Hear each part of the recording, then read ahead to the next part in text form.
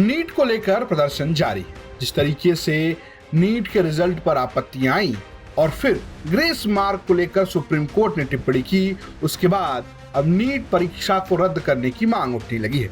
इस बीच सपा के राष्ट्रीय अध्यक्ष अखिलेश यादव ने भी इस मुद्दे को हवा दी है। उन्होंने सोशल मीडिया पर पोस्ट करके लिखा, एक देश एक ही मांग, रद्द हो नीट एग्जाम। न सिर्फ अखिलेश यादव बल्कि कांग्रेस पार्टी भी इसी तरीके से सवाल उठा रही है। देखिए, पेपर लीक का मामला, भारतीय जनता पार्टी और पेपर लीक दोनों एक दूसरे के पूरक हैं। ये मध्य प्रदेश से शुरू हुआ था व्यापम से। अब नीट का आप सबको मालूम है, ग्रेस मार्क कहां से आ गया। उसके बाद सुप्रीम कोर्ट ने संज्ञान ले लिया। सुप्रीम कोर्ट को गलत लगा, अब उन्होंने आदेश दे दिया।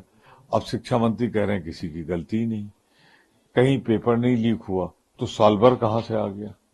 तो अगर आप देखें इन सब चीजों को तो कहीं ना कहीं से लगता है कि जैसे प्रधानमंत्री को इन सब चीजों की चिंता नहीं, वो इटली घूम रहे हैं, या लाखों छात्रों का भविष्य फंसा हुआ, वो इटली में सेल्फी ले रहे हैं।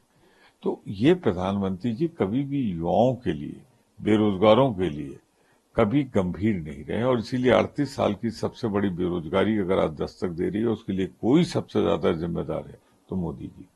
हालांकि इस पूरे मुद्दे पर केंद्रीय शिक्षा मंत्री धर्मेंद्र प्रधान का कहना है कि अगर किसी ने गड़बड़ी की है तो उस पर कार्रवाई जरूर होगी।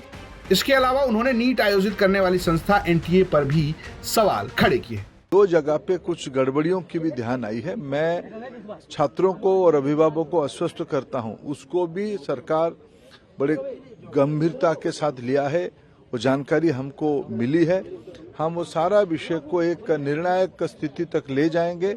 उसमें कोई भी बड़े अधिकारी हो, एनटीए की कितने भी बड़े दायित्वधारी हो, अगर वो उनमें गुनहगार पाए जाएंगे उनको भी छोड़ा नहीं जाएगा। और एनटीए में बहुत सुधार की आवश्यकता है।